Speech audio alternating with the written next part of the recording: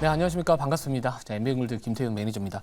자, 오늘 시장이 좋은 것 같은데 막상 또 좋지 않은 그런 찝찝한 느낌이 드는 하루는 저만 느끼는 게 아니라고 생각을 하고 있거든요. 이 미국장 뭐 여러분들 잘 아시겠지만 파월 의장의 비둘기파적인 발언과 어떻게 보면 이제 내년에 금리 인하에 대한 어떻게 보면 공식적인 자리에서 처음으로 발언을 했다라는 부분들. 과거에는 이 금리 인하에 대한 논의를 하기에는 시기상조다 뭐 이런 이야기들을 계속 하다가 이번에는 금리 인하 가능성 이제 논의하기 시작을 하겠다 약간 이런 이야기들을 많이 나왔는데요. 그러면서 이제 다우지수 같은 경우에는 역사상 최고치를 경신하기도 했었습니다.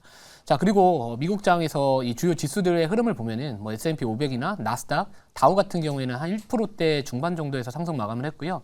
자, 고금리 시대에서 제일 피해를 많이 봤었던 이 중소형 관련된 기업들 주가가 급등이 나와서 러셀 2000도 3% 이상의 급등세가 나오기도 했습니다. 자, 그럼 왜 우리나라 증시는 오늘 물론 지수 자체만 놓고 본다면은 뭐 1% 정도의 이상의 상승세가 보여주고는 있지만 뭐 전반적인 하락 종목 수가 이 코스닥 시장에서는 현재 807개 종목 정도가 오히려 상승 종목보다 살짝 많은 상황입니다.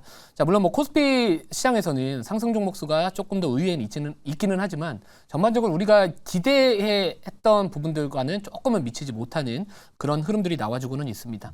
자, 그래도 저는 오늘 이제 선물 옵션 만기일이고 또 그리고 우리가 그동안 좀 기대했었던 이 대주주 이 금액에 대한 부분들 한도가 이제 아직까지 뭐 수정되지 않았다라는 부분들 사실상 뭐 물 건너갔다 이런 부분들이 좀 있다 보니까 단기적으로 지수 상방을 제한하는 모습을 보여주고 있다라고는 생각을 합니다. 하지만 뭐 대주주 회피 물량에 대한 부분들은 어차피 연말이 지나가면은 그 부분은 해소가 되는 부분들이기 때문에 굳이 이 부분에 대해서 너무 우리가 확대 해석을 할 필요는 없지 않을까. 전반적으로 이제 미국이 긴축을 종료하겠다. 내년부터 이제 금리 인하를 하겠다. 약간 이런 식의 뉘앙스를 이미 얘기했기 때문에 전반적인 틀 자체는 저는 변화했다. 이렇게 생각을 하고 있습니다. 그래서 뭐 굳이 우리가 오늘 좀 반도체 종목들 최근에 좀 올라갔던 종목들이 내려왔다라고 해가지고요.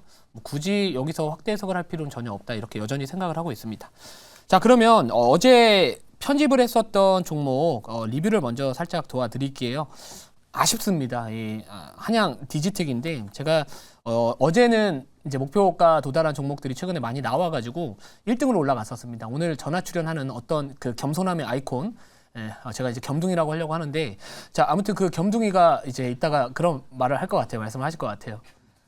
재밌어졌다. 다시 자기가 1등으로 올라왔다. 이런 얘기를 할 것 같은데, 뭐 그런 것 같습니다. 그러니까 저는 뭐 순위도 중요하겠지만, 제가 갖고 있는 투자 관점 자체는 항상 유지를 하려고 노력을 하고 있고요. 저 또한 마찬가지로 겸손함을 유지를 하도록 최선을 다하도록 하겠습니다. 이게 맞죠? 자, 아무튼 이렇게 보고 있는데, 사실 이제 이 한양 디지텍 같은 경우에는요, 어제 제가 1차 목표가를 15,500원으로 잡았었습니다. 근데 이제 15,450원까지 가면서 50원 차이로 체결이 좀 안 됐거든요. 근데 뭐 저는 충분히 나올 수 있는 조정이라고 생각을 하고 있고요. 뭐 SK 하이닉스가 지금 52주 신고가 달성을 하면서 지금 시가총액 우리나라 2등 기업으로 다시 올라갔다라는 부분들은 결국에 시사하는 바가 상당히 크다라고 생각을 하고 있습니다. 주도 업종이 바뀌었다라는 거를 한 번 더 확인했다 이렇게 보고 있기 때문에 뭐 SK 하이닉스 주가가 여전히 강한 모습 보여주고 있고요. 오늘은 그동안에 그 고금리로 인해 가지고 피해를 봤었던 업종들이 전반적으로 조금 더 미국 그 파월 의장의 발언과 FOMC 그 점도표 공개에 대한 부분들에 조금 더 단기적으로 긍정적 영향을 받았다라고 보는 게 맞는 것 같습니다. 그래서 제가 오늘 장전 공개 방송에서도 말씀을 드렸던 게 뭐 반도체 이런 종목들도 우리가 끌고 가기는 좋겠지만 결국에 그동안 제일 많이 피해봤었던 업종들이 오히려 오늘은 조금 더 강할 것이다. 그래서 말씀드렸던 게 제가 풍력 관련된 종목이었습니다. 그래서 오늘 CS 베어링이나 CS 윈드 또 급등하기도 했었고요. 자, 근데 이제 반도체 종목들 뭐 아직까지 끝나지 않았다 이렇게 생각을 하고 있고요. 사실 반도체 못 가면 지수 자체가 못 올라갑니다. 그렇기 때문에 뭐 전방 산업에 대한 부분들 그리고 최근에 온 디바이스 AI 또 AI 뭐 여러 가지 그 관련된 전방 산업에 대한 투자가 앞으로 확대할 수밖에 없는 상황이기 때문에 뭐 오늘의 음봉 뭐 전혀 저는 걱정하지 않는다. 그래서 뭐 지금이라도 저는 가능하다. 대신 이 종목은 조금 분할 관점에서 들어가셔야 되는 종목이다. 다시 한번 강조를 드리고요. 자, 그리고 이제 두 번째 리뷰할 종목도 마찬가지입니다. 이 MC넥스 한번 좀 말씀을 좀 드릴게요. 자, 오늘 이 미국의 좋은 흐름과 함께 이제 시가에서 이제 갭상승 출발을 했습니다만 지금 시장이 약간 전반적으로 약간 상승 탄력이 둔화되고 있습니다. 하지만 저는 뭐 내일은 또 금요일이니까 약간 관망세가 강할 수 있는 시장이겠지만 뭐 다음 주 정도 되면은 전반적인 시장 자체는 우리가 좀 기대했던 부분들의 원하는 모습을 좀 보여주지 않을까 이렇게 생각을 하고 있고요. 그래서 뭐 이 카메라 모듈 쪽 관련해 가지고도 뭐 최근에 스마트폰 쪽뿐만 아니라 뭐 전장용 카메라 모듈에 대한 수요도 앞으로 계속해서 올라갈 수밖에 없는 상황이라서 이 종목도 마찬가지로 1차 목표가 도달까지 그렇게 많이 남지는 않았습니다. 그래서 제가 그동안에 12월 달에 편입했던 종목들 한번 보시면은 제가 편입하고 나서 주가 변동성이 그렇게 크지 않았습니다. 그 뜻은 저는 항상 조용할 때 사서 시끄러울 때 팔자라는 관점에 매매를 하고 있기 때문에 가능했다 이렇게 보시면 될 것 같고요. 자, 그리고 뭐 이외에도 뭐 여러 가지 종목들이 좀 있습니다. 뭐 어버 반도체 제가 뭐 그 제2의 제주 반도체 막 이런 말씀 드리면서 제가 편입했던 가격대는 다 낮아요. 그렇기 때문에 이때 매수하셨던 분들은 사실 제가 이전에도 말씀드렸지만 비중을 줄이기는 하셔야 될 것 같다라고 말씀을 드렸고요. 만약에 내려오게 된다면은 뭐 사실 한 10,000원 정도 부근에서 뭐 1,500원 정도에서 바닥만 잡아준다면 다시 한번 파동은 한번 만들어 갈 것이다. 대신 우리가 주목을 해야 되는 부분들은 이전의 고점 12,500원 정도의 돌파가 나오는지 그거는 조금은 그때 가서 확인을 다시 한번 해봐야 되지 않을까 이렇게 생각을 합니다. 단기적으로는 약간은 눌림자리가 보여주기는 하지만 제가 봤을 때 수익은 조금 챙겨두시는 게 여전히 맞다라고 생각을 하고 있고요. 대신 뭐 아까 말씀드렸던 10,000원 정도에서 지지받는 역할 조금만 확인을 해본다면은 가능하지 않을까 이렇게 생각을 하고 있습니다. 자, 그럼 이제 오늘 편입할 종목을 좀 말씀을 이제 드릴게요. 이제 내년 1월을 바라봐야 될다 이렇게 생각을 하고 있습니다. 자, 우리가 이제 투자를 하면서 일정 매매라고 하죠. 일정주 매매라고 할 수 있는데 오늘은 제가 다음 달 여러 가지 좀 이런 이벤트들이 있습니다. 1월 달에는 뭐가 있을까요? 바로 CES 2024가 있을 건데 그 안에서 여러 가지 키워드가 부각될 수는 있습니다. 뭐 그 요즘에 이제 핫한 뭐 온디바이스 AI 쪽 관련된 이슈도 부각될 수 있는 거고요. 뭐 자율주행 쪽도 부각될 수 있는 거고요. 또 자동차 관련된 뭐 PBV나 SDV 이런 여러 가지 관련된 어떤 특정 제품들이나 이런 산업들이 분명히 공개가 될 가능성이 높기 때문에 뭐 저는 오늘은 그 CES 2024 관련해서 수혜를 받을 수 있는 기대해 볼 수 있는 기업을 하나를 편입을 하도록 하겠습니다. 자, 현재가부터 말씀을 드릴게요. 자, 현재가는 168,800원이고요. 종목명은 현대오토에버라는 기업입니다. 제가 이전에 이제 이 종목도 바닥 구간 한 14만 원 정도 초반 가격대에서 공개 방송을 통해 가지고 이 종목 나쁘지 않다라고 사실 말씀을 드렸었습니다. 그래서 그 이후에 뭐 단기간 내에 거의 한 30% 이상의 급등이 나오기도 했었는데요. 자, 우선은 한 18만 원 중반 정도까지 올라갔다가 19만 원 정도 찍고 다시 또 내려온 상황입니다. 자, 근데 이제 우리가 투자를 지금 한다면은 이왕이면은 1월을 바라보고 지금부터 준비를 해야 그나마 주가가 그 기대감 때문이라도 하방 경직성은 좀 가질 만한 자리에 지금 위치하고 있지 않나 이런 생각을 해봤고요.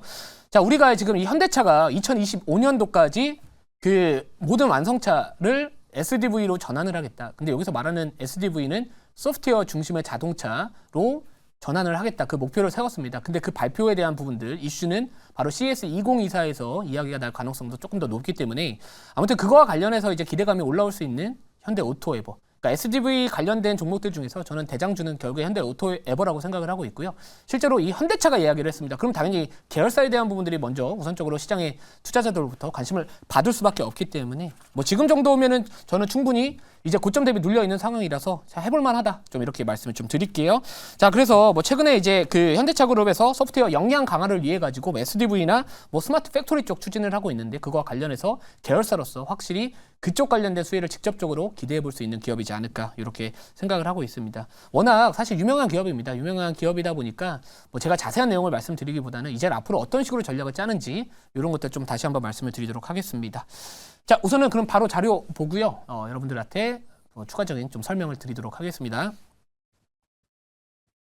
자, 이거는 제가 먼저 좀 말씀을 드리고 싶었던 부분들입니다.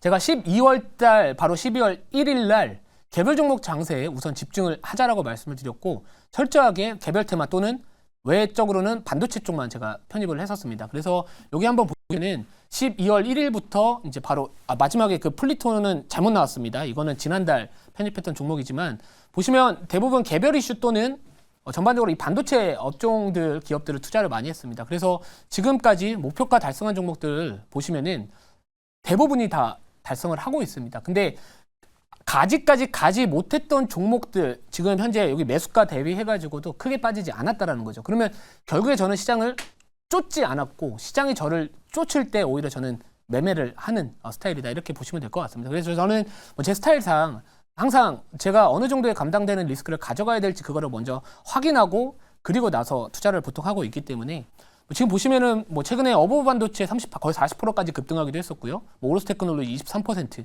뭐 한양 디지텍도 어제 7%까지는 당일날 바로 올라갔었지만 아쉽게 뭐 50원 차이로 못 갔지만 결국에 저는 항상 투자는 조용할 때 사자. 근데 현대오토에버가 지금 나름 조용합니다. 그래서 조만간에 한번 시끄러워질 때 그때가 오히려 우리가 이제 매도를 고민해야 되는 시점이다. 이렇게 다시 한번 좀 말씀을 드리기 위해서 이렇게 자료를 한번 준비를 해봤고요. 절대로 수익률 측면에서 우리가 조용할 때 산다라고 해가지고 절대로 수익률이 뒤처지지 않습니다. 제가 9월 달에도 생수에서 1등을 했고요. 10월 달에도 1등을 했고요. 지난달에는 물론 3등을 했습니다. 하지만 이번 달에 1등과 2등을 지금 계속해서 반복을 하고 있다는 부분들은 결국에 우리가 리스크 대비 어느 정도의 효율성을 갖고 투자를 하느냐, 그게 상당히 중요하다.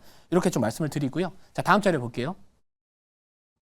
자, 동사 같은 경우에는 우선은 이 매출 목표도 상당히 높게 잡아주고 있습니다. 지금 2023년도에서 2027년도까지 지금 현재 3조 원 매출 수준에서 5조까지 매출 목표를 달성을 목표로 하기 위해서 하고 있고요. 그 CAGR, 그러니까 연평균 거의 20%에 가까운 성장세를 지금 예상을 하고 있고 계획을 하고 있습니다. 그 뜻은 결국에는 시장에서 지금 트렌드 자체가 모든 완성차 업체들이 앞으로 이제 SDV, 소프트웨어 중심의 자동차로 갈 것이고요. 기존에는 사실 우리가 이제 자동차 하면은 거의 하드웨어적인 부분들만 봤잖아요. 뭐 전기차도 그 하드웨어적인 부분들의 변화의 흐름이라고 생각을 하지만 그 안에 이제 스마트폰 굴러다니는 스마트폰이 진짜로 다가오고 있다. 그리고 온 디바이스 AI 쪽도요. 우리가 지금 당장은 뭐 노트북이나 아니면 최근에 이제 갤럭시 버즈 쪽 관련된 이런 온 디바이스 AI 쪽으로 가겠지만 결국에 온 디바이스 AI의 끝판왕은 저는 자동차가 될 가능성이 높다 이렇게 생각을 하고 있기 때문에 뭐 관련해서는 아무튼 SDV나 이런 쪽 관련돼서도 같이 한번 부각받을 수 있지 않을까 이렇게 생각을 해봤습니다. 자, 다음 자료 볼게요. 자, 그래서 지금 모빌진스라는 이 차량용 소프트웨어 플랫폼 요 관련된 기업들도요. 결국엔 이 기업이 앞으로 SDV 쪽 관련해서 수혜를 받을 수 있다는 걸 한번 설명을 드리고 있는데 이 SDV 전환을 위한 미들웨어 내재화인 고도화 필수이기 때문에 이쪽과 관련해서도 할 수 있고 또 이 내비게이션에 대한 이런 내재화에 대한 부분들 그것도 앞으로 계속해서 그 확률이 퍼센티지가 높아질 수밖에 없는 상황이기 때문에 뭐 그쪽에서도 충분히 좀 좋지 않을까 이렇게 생각을 하고 있습니다.